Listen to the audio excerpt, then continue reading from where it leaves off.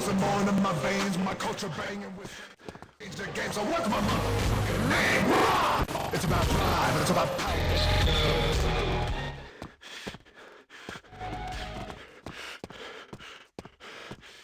I change the game. So what?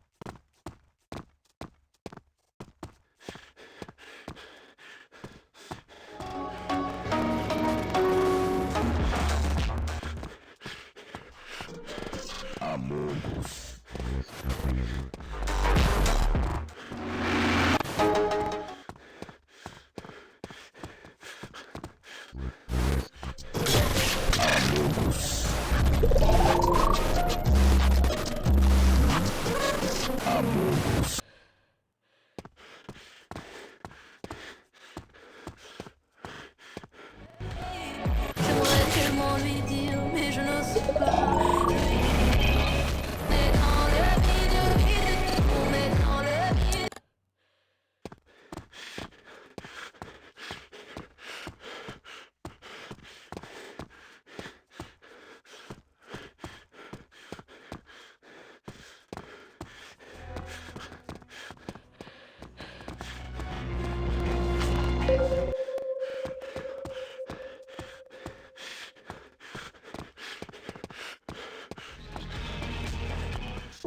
I just escaped.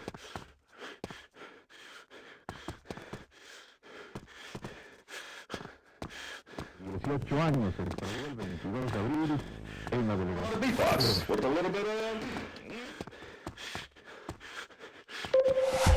Delegación Álvaro Obregón.